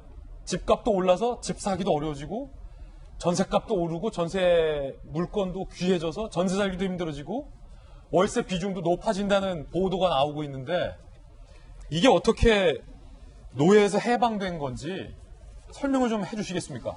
상당히 좀 모호한 발언이죠, 진짜. 저게 무슨 뜻인지 자체를 해석하기가 어려울 정도로 참 모호한 발언인데 집에 노예에서 해방됐다는 건 아마 이런 거겠죠. 지금 뭐 얼마 전에 통계도 한번 본 적이 있는데 보통 월급 생활자가 평균의 월급을 받으면 10년 동안 한 푼도 안 쓰고 모아야만 뭐 집을 살 수 있다. 뭐 이런 통계들이 많이 나와 있지 않습니까? 그만큼 집을 산다는 것 자체가 참 어렵고 힘든 구조 속에 좀 있는 거죠.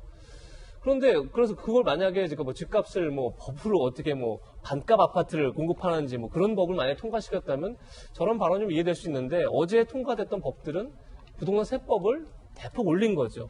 종합부동산세를 올리고 취득세를 올리고 양도세를 올린 그 법안들이 통과됐죠, 법사위에서. 그러면서 그걸 통과시키고 나서 저 얘기를 했다는 건 의미는 제가 해석할 땐 그런 겁니다. 그러니까 다주택자들에게 엄청난 세금 부담을 안겼죠. 따라서 다주택자들이 집을 시장에 내놓을 거다. 그러면 무주택자들이 집을 살 수 있는 여건이 더 좋아졌다. 라는 의미에서 아마 저 얘기를 한 걸로 전 추정이 됩니다. 아니 근데 문재인 정부 3년간 부동산 값을 그렇게 올랐는데 다주택자들이 집을 판다 한들 그렇게 비싼 값을 어떻게 지불하고 집을 살 수 있습니까? 물론 뭐 물량이 많아지면 당연히 가격이 떨어지는 게 시장의 원리죠. 그런 점에서 물량이 많이 나오면 떨어질 수도 있겠으나 얘기한 것처럼 정말 집이 많이 나오면 무주택자들이 다 집을 살 수 없죠. 왜냐하면 현 정부에서 대출 규제를 엄청나게 또 강화해놨죠. 그러니까 이런 것들이 다 정책의 역설이고 도대체 앞뒤가 맞지 않은 정책들이 동시에 추진되면서 굉장히 이제 시장의 혼란을 더 가중시켰던 거죠. 당장 어제 통과시킨 부동산 세법만 하더라도 보유세를 높였으면 거래세를 낮춰줘서 자 보유세가 너무 부담이 되니 빨리 집을 팔아야겠다. 그래서 거래를 해야겠다라고 생각할 텐데 어제 세법은 모두가 다 올라갔죠. 부동산세도 그러니까 보유세도 올라가고 거래세도 올라가고 그런 점에서 도대체 이 정책의 뭔가 좀 균형, 정책의 어떤 방향성에 대한 논란이 많았던 건데 사실 그 문제가 되게 컸던 거고 사실 어제 법사위의 가장 큰 논란은 저희가 이제 조세 법률주의라고 얘기를 하죠. 조세는 반드시 종목이라든지 세율을 법률로 정하게 헌법에 규정돼 있죠. 그런데 어제 그 얘기 자체는 결국은 다양한 이해 당사자들이 특히 이제 여야가 협의해서 그 법을 처리해라 이제 이런 게 조세 법률주의일 텐데 사실 어제도 야당이 결국은 퇴장을 했죠. 물론 그 점도 지적해야 됩니다. 사실은 이게 부동산법을 그러니까 또 논의하기 전에 최숙현법이라고 그래서 스포츠 인권센터의 권한을 강화하는 그런 법을 이제 논의하는 과정에서 이견이 있으니까 야당이 퇴장해 버렸는데 그리고 나서 이제 부동산법을 여당이 이제 여당 단독으로 처리를 해버렸죠. 그런 점에서 오히려 어제는 노예에서 해방된 그러니까 국민들이 집에 노예에서 해방된 날이라기보다는 조세 법률주의가 위협받은 날이다 이렇게 보는 게 오히려 많은 오늘 아침 조간신문도 해석이었는데 도대체 법사위원장은 왜 저런 발언을 했는지 사실 많은 국민들이 의아할 것 같습니다. 이른바 노예 발언이 논란인 가운데 야당의 반발도 있었습니다. 들어보시죠. 국회의원들의 법안심사 권한이에요. 이제 이 정도 하시죠. 네? 국회를 이렇게 독재적으로 운영을 하면서 이 정도가 될 일이 아니에요, 지금. 넘어갑시다. 각자 의원의 의결로 빨리 듣거나 합의됐으니까 제가 말씀을 안 드리는 것은 뭐 독재적으로 운영한다는 것을 인정하기 때문에 말씀을 안 드리는 것은 아닙니다.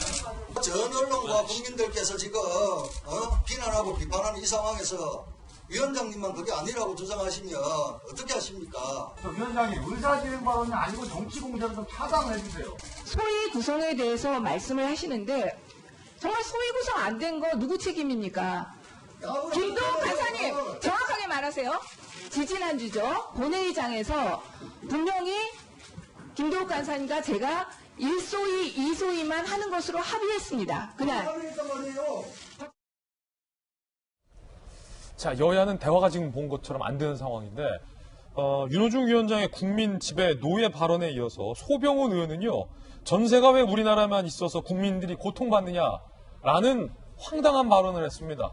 전세 제도로 국민들이 고통을 받고 있다라는 취지인데 어제 여당에서 윤준병 의원의 월세가 뭐가 어때서라는 발언에 이어서 월세를 미화하는 취지로 해석이 되는데 이 또한 강한 논란이 일고 있습니다. 들어보시죠. 그러니까 결국 그 전세를 들어가려면 돈이 없는 사람은 금융기관에서 돈을 대출해야 되잖아요. 네, 그렇습니다. 본질적으로는 그게 뭐 임대료겠죠. 적절한 이 비율만 적용해서 월세로 전환한다면 아무런 문제 없는 제도입니다.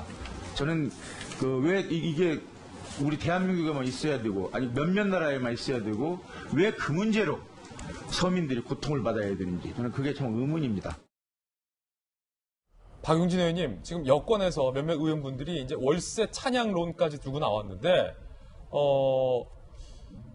여당이 추진하는 법안에 대한 부작용으로 전세가 줄어들 것이라는 지적이 나오자, 그제서야 여당 의원들이 월세가 어때서라는 미화 발언들이 나오고 있는 건데, 글쎄요, 뭐 월세가 좋냐, 전세가 좋냐라는 논란과 관련해서 이 자리에서 할 것은 아닙니다만, 어떻게 보십니까? 같은 여당 의원으로서. 정말로 전세보다 월세가 우리 서민들에게 도움이 되고 월세가 훨씬 더 주거 안정이 돼서 국민들이 다 모두 다 월세 살면서 집 노예에서 해방될 수 있다라고 믿고 이런 발언을 하시는 겁니까, 의원님들이? 글쎄요. 글쎄요. 글쎄요. 저는 제 상식으로는 월세에서 벗어나서 전세로 가는 것을 서민들이 어쨌든 그동안은 경험적으로 안심하는 과정이었고 전세를 벗어나서 내 집 마련으로 가는 걸 눈물나게 고마워하는 날로 기억을 하는 걸로 저는 알고 있습니다. 그렇죠. 네. 박용진 의원님도 그렇게 사셨죠? 예, 저도 그렇게 살았습니다. 그래서 아마 저 말씀은 그런 걸 거예요. 그러니까 전세 제도라고 하는 게 이제 다른 나라에는 좀 찾아보기 어려운 그런 제도인 건 맞는 것 같습니다. 우리나라에는 전세 제도가 있지만 다른 나라의 전세 제도보다 이제 월세 제도가 대부분 정착되어 있는데 그 부분을 지적하고 그 부분을 이제 말씀을 하는 중에 나왔을 거라고 생각을 합니다. 그런데 우리나라에서 왜 전세가 생겨났는지도 생각을 해보면 그것도 대한민국에서 독특한 경우였었던 거잖아요. 그런데 지금 상황은 어쨌든 더 잘해보려고 하고 있는 것, 그러니까 임대차 3법의 도입 취지는 저도 찬성한다고 말씀을 드렸습니다. 주거 안정을 위해서 도입을 했는데 거기에 대한 시장의 대응, 임대인들의 대응, 집주인들의 대응이 이럴 바에는 차라리 월세로 전환하겠다라고 하는 방식으로 대응하게 되었을 때 오히려 서민들의 주거 안정이 깨지게 되는 것에 대한 우려가 지금 나오고 있는데 네. 국제적으로 보면 월세가 타당하죠. 이렇게 얘기하는 건 사실은 그 월세가 전세를 찾고 있는 그 우리 서민들로서는 참 답답한 노릇인 거예요. 그러니까 대부분 그러니까 저도 이제 전세를 찾을 때 되게 답답했던 게 제가 살고 싶은 동네에 그 전세를 구하면 엄청 올라 있더라고요. 2년 만에 이사를 또 다녀야 되고 또 2년 만에 엄청 올라 있고 그 돈을 대기 위해서 대출을 또 받아야 되는 그런 상황이 계속 반복됐는데 실제로 우리 박용진 의원님은 오랫동안 새살이를 했어요. 그렇죠? 그렇습니다. 예, 근데, 제가 잘 알아요. 그런데 그 과정을 반복하는 과정에서 아니 원래 월세가 국제적이잖아요. 라고 저한테 누가 얘기했으면 약 올리냐고 생각했을 것 같아요. 그러니까 그거는 오히려 이거 갑자기 제가 한번 기억이 아직도 납니다. 국회의원 되고 나서 2016년 아마 제가 짝수회마다 이렇게 전세를 했었으니까 2016년에 그 전세를 하는데 그때 7천만 원인가를 올려달라고 그러는 거예요. 한 뭐 3억 왔다 갔다 하는 전세값이었던 걸로 기억하는데 이게 너무 놀래가지고 그때 M1 금융위원장한테 막 화를 냈죠. 이게 말이 되냐고 해서 금융위원장이 면목 없습니다 이렇게 얘기하던데 그때도 답답했던 마음을 풀어줄 수 있는 건 전세대출 관련해서 은행에서 금융권에서 조금 더 저금리로 해주면 고맙겠더라고요. 맞아요. 그 부분을 지적하면서 했는데 이게 우리 서민 마음이고. 지금은 이제 그 대출도 잘 안 되죠. 가격은 엄청 올랐죠. 물건도 없죠. 집주인은 자기가 들어와서 살겠다고 그러죠. 당해봤던 경우인데 들어와서 살겠다고 그러죠. 저는 나가야 되는데 제가 살아야 되는 근처에는 집이 없죠. 엄청 올랐죠.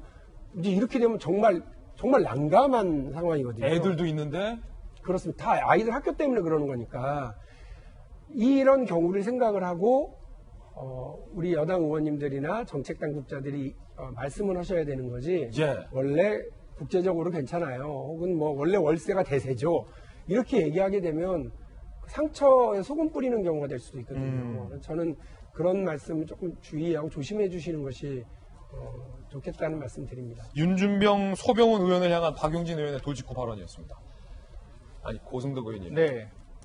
전세 안 살아보신 것 같아요, 이 의원님들은. 왜냐면, 이게 저도 혼자 살 때 이제 당연히 자취방 조그만 데서 돈 없을 때는 월세 내면서 살 때, 야, 언제 한번 돈 모아서 전세 보증금. 그래서 같은 그냥 단칸방이더라도 오피스텔 같은 방이더라도 전세 살 수 있나. 이게 사실은 젊은 청춘들의 꿈이잖아요. 그런데 지금 이 의원님들의 발언은 너네는 전세 살 생각하지 마. 전세 제도가 너희들을 힘들게 하는 거야. 그냥 월세 살아. 그게 뭐 어때서? 라는 발언으로 우리 청춘들에게 들릴까봐 저 그 부분이 좀 걱정돼요. 사실 그 소 의원님 같은 경우는 진짜 솔직히 말해서 뭘 모르시는 분이세요. 요즘 그 전세가 고통을 준다고 하는 건 전세값이 오르기 때문에 고통을 주는 거거든요. 근데 본질적으로 전세라는 건 우리 전통적으로 서민들을 위한 제도예요. 왜 집주인이 전세보다 월세를 원하겠습니까? 자, 전세 1억을 받았습니다. 집주인이 1억 받아가지고 은행에 넣게 되면 요즘 이자 1%도 받기 어려워요. 근데 월세로 받게 되면은 월세 전환료가 연 4%입니다. 4배 수익을 올리는 거예요, 집주인이. 그러니까 집주인은 좋고, 거꾸로 세입자 경우에는 우리가 전세를 모은 게 대출을 받아서 꼭 전세자금 마련하는 사람보다는 아직 집을 살 형편이 안 되기 때문에 돈을 조금씩 모아가면서 전세금을 늘려서 나중에 집으로 가는 거거든요. 그러니까 어떻게 보면은 그동안 모은 돈을 지금 전세로 들어가는 겁니다. 그러면 이 모은 돈을 집주인한테 주게 되면 대출 안 받고 이자를 절감할 수 있는데 집주인이 나는 전세를 안 받을 테니까 당신은 전세금을 알아서 하고 나에게 4% 이자를 내라. 지금 이런 거거든요. 그러면 세입자 입장에서는 1억 원을 은행에 넣어봤자 100만 원도 못 받는 거예요.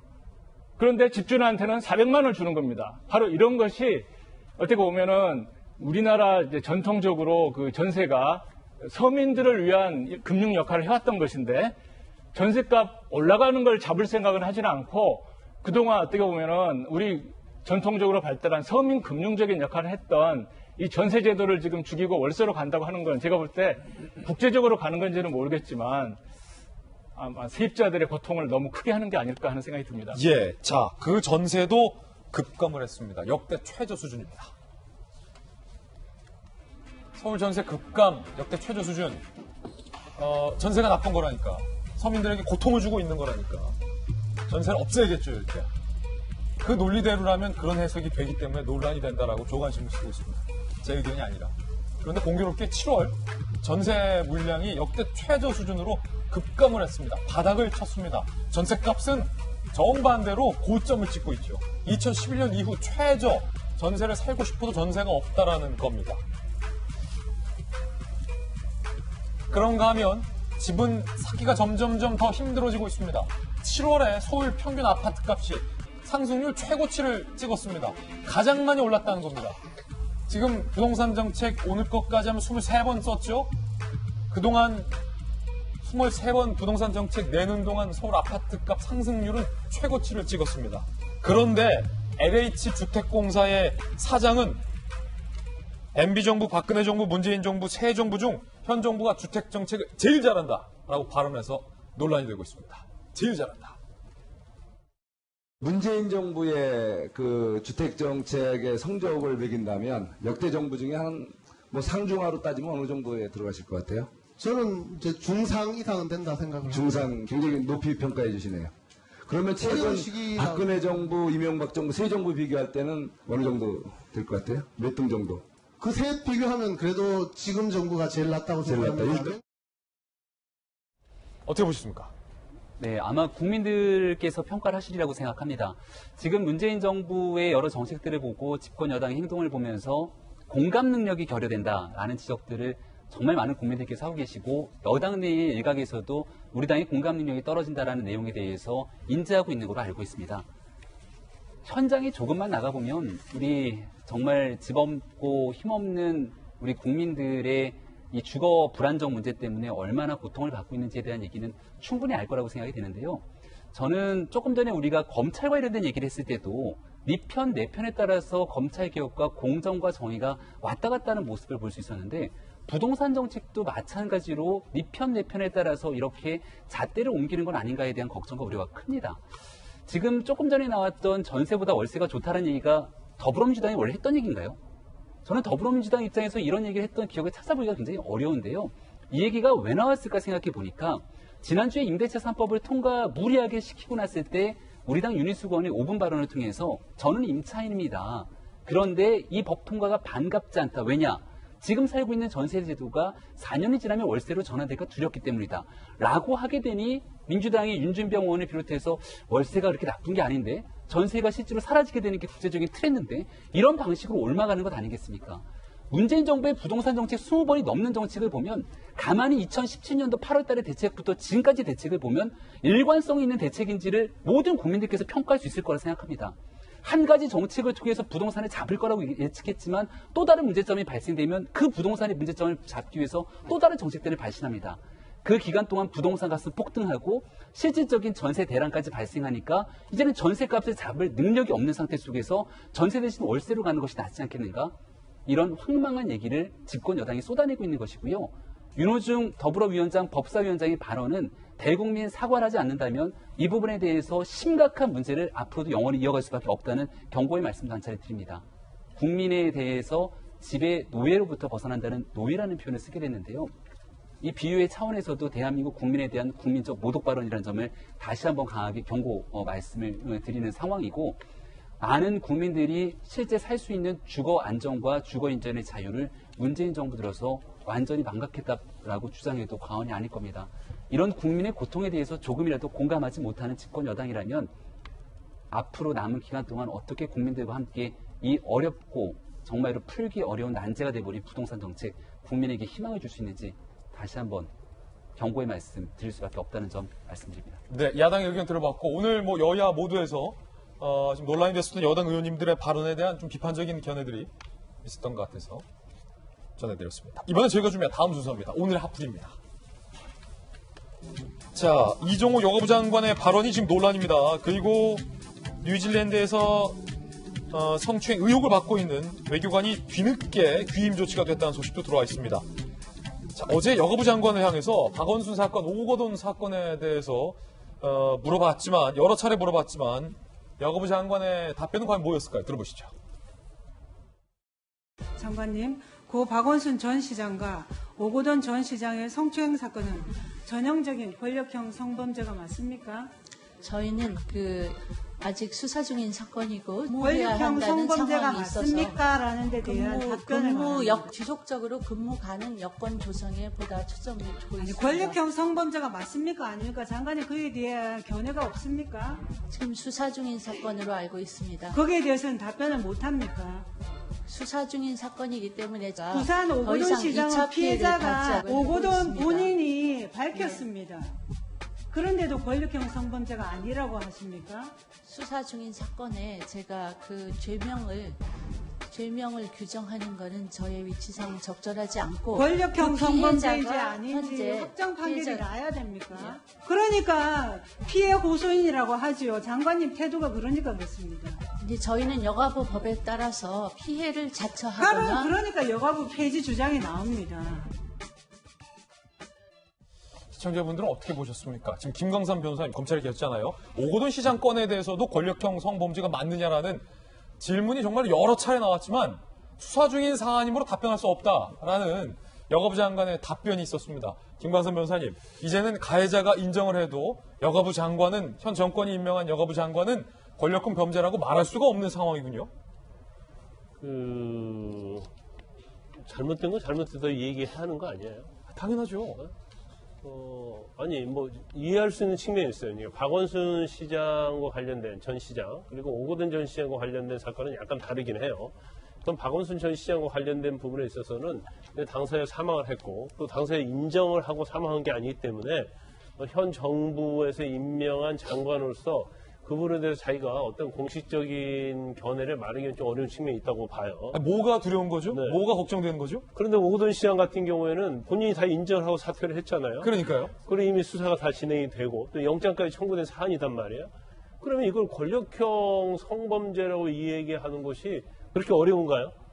국민들은 다 알고 있는데 장관은 아니라고 얘기하는 것 같은 그런 느낌. 그런 걸 봤잖아요. 그러면 여가부 장관이 왜 있는 거예요?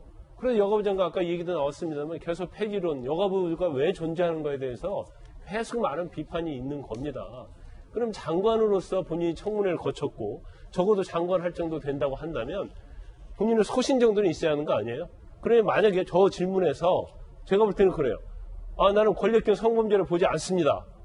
그 이유가 뭡니까? 그럼 거기서 근거를 대면 되는 거예요. 예. 그런데 계속적으로 수사진 사건에 대해서는 적절하지 않다, 적절하지 않다 하면서 회피를 하잖아요. 저는 제가 개인적으로 볼 때는 본인도 이건 권력형 성범죄라고 머리에는 있을 거예요. 그렇지만 뭔가를 염두에 둔 채 저런 식으로 계속적으로 질문에 대해서 답을 회피하는 저런 모습이 정말 장관의 모습이 아니다. 특히 여가부 장관으로서는 정말 적절하지 못하고 자격에 있어서도 우리가 한번 회의를 느끼는 그러한 모습이고 장면이라고 봅니다. 박용진 의원님이 국정감사 스타 국회의원이잖아요. 국감 때 얼마나 많은 피감 기관들을 날카롭게 몰아세웠습니까? 국민적 지지도 받았고 만약에 저 자리에 박용진 의원이 질의하는 국회의원으로 계셨다면 뭐라고 여가부 장관에게 얘기하셨겠습니까? 그것도 역시 글쎄요. 근데 저는 장관이 좀 그렇게 얘기했으면 좋았겠습니다. 그러니까 물론 수사 중인 사건에 대해서 이렇게 공개적인 자리에서 장관이 의원의 질의에 대해서 이렇게 단정적인 표현을 쓸 수는 없죠. 그렇기 때문에 전제를 달면 된 것 아니겠습니까? 그러니까 수사 중인 사건이라서 말씀드리기 조심스럽습니다만 만일에 그 오거돈 전 시장이 인정한 바가 사실이고 또 그 박원순 시장과 관련돼서도 피해자의 주장이 사실이라고 한다면 이렇게 전제를 달아야 된다고 생각을 하고요. 권력형 범죄라고 하는 말이 법률적 용어는 아니죠. 그래서 아마 그거는 그냥 이렇게 그 사회 정치적인 그냥 규정으로 제가 생각을 하는데 위계에 의한 이렇게 가는 그런 범죄라고 한다고 한다면 그것을 뭐 그 전제가 맞다면 이것을 뭐 그 저렇게 굳이 뭐라고 그럴까요? 그냥 변명처럼 보이게 말을 둘러대는 것이 맞나 하는 생각이 듭니다. 특히나 여성가족부의 존재 이유를 생각해 보신다고 한다면 그와 관련해서 권력형 성범죄라고 하는 비법률적 용어이긴 합니다만 그 단어가 왜 등장하게 되었는지 그리고 공공기관에서 혹은 사적인 기업과 공간에서 이런 권력형 위계에 의한 이런 범죄들이 벌어지지 않도록 하기 위해서 여성가족부가 어떤 태도로 이런 상황들을 지켜보고 또 제도 개선을 해나가려고 하는지 이런 것들을 좀 소신 있게 말씀해 주셨으면 좋았겠다라는 생각이 들고요. 어제 답변 태도에 대해서는 저도 그냥 시민한 사람으로서 아쉽기도 하고 또 국회의원으로서는 좀 답답하기도 하고 그렇습니다. 박용진 의원의 또 소신 발언 들어봤습니다.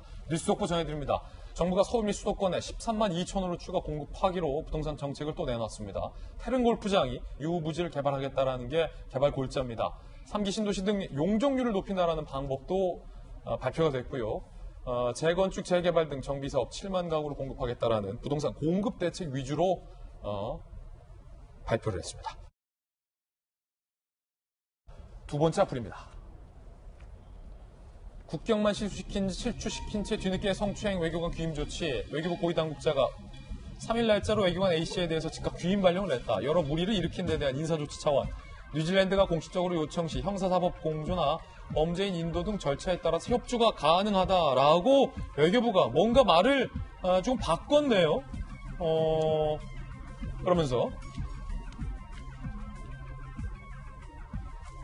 뉴질랜드 측에 대해서도 외교부가 쓴소리를 했습니다. 공식적 사법 절차에 관한 요청 없이 언론 통해서 언론 플레이하는 것은 바람직하지 않다. 외교 관례상으로 이례적이라는 것도 전달할 예정이다라는 의견도 밝혔습니다. 좀 뭔가 김弁박사님 뉘앙스가 달라졌어요. 뭐 며칠 전만 하더라도 외교부 직원이 본인은 아니라고 하지 않냐. 본인이 아니라고 하는데 어떻게 강제로 가라고 하냐. 못한다. 이런 뉘앙스였는데. 외교 관례적으로 이례적인 일이 발생하도록 문제를 양산한 곳이 어딘가요? 대한민국 외교부가 결국은 국격을 추락시키게 만들었던 심각한 이 문제에도 불구하고 그 인식이 굉장히 나태했던 것은 아닌가에 대한 생각이 들고요. 현 정부 들어서 이 외교부, 현 정부뿐 아니라 전 정부에서도 여러 차례 외교부에 있었던 여러 대사 등 해외 각국에 있는 공간 속에서 일어났던 문제들이 어제 오늘 일은 아니었습니다. 다만 이러한 일을 신속하게 정리하고 못하고가 결국은 대한민국이라고 하는 국격의 문제로 심각하게 이어질 수밖에 없기 때문에 여기에 대한 대응과 대처가 매우 중요할 거거든요. 하지만 이런 측면에서 보다 발빠르게 대응하지 못했던 측면으로 오히려 우리 대한민국의 국격을 추락시킨 것은 아닌지에 대한 고민을 해야 되고 대한민국 외교부가 제대로 된 이 노력들을 과거의 숱한 문제 제기 속에서 재발 방지 대책들을 마련하면서 일을 진행하고 있는지 제대로 좀 면밀하게 돌아봤으면 좋겠습니다. 예, 조금 전에 저희가 서울 아파트값 상승률이 9년 3개월 만에 최고라고 설명을 드렸는데 서울이 아니라 전국 아파트값의 상승률이 9년 3개월 만에 최고라는 점이라는 것 정정을 하겠습니다. 서울 아파트값 상승률은 올해 들어서 최고폭 상승입니다. 그러니까 전국 집값도 올랐고 서울 집값도 올랐다라는 의미입니다. 60초 광고 후에 돌아옵니다. 네, 오늘 저희가 준비한 소식 모두 다 전해드렸습니다. 지금부터 시작되는 인터넷 라이브 방송 라방 2~3알로에서는요. 오늘 주제 여가부 장관 여긴 어디 나는 누구 라는 주제로 오늘 본방에서 시간 관계상 못다 했던 이야기 라방에서 속 시원하게 이야기 나눠보겠습니다. 오늘은 판사 출신의 우리 또 승덕 고승덕 변호사님과 이재명 부장 두 분 모시고 이야기 나눠볼 테니까요. 지금 2~3알로에도 많이들 접속해 주시기 바라겠습니다. 비 피해가 많았습니다. 어제도. 오늘 비 피해 없도록 대비 단단히 하시기 바라겠습니다. 저희들은 내일 아침 9시 15분에 더욱더 풍성한 소식 들고 인사드리겠습니다. 오늘 하루는 분명 어제보다 나을 겁니다. 좋은 하루 되십시오. 고맙습니다.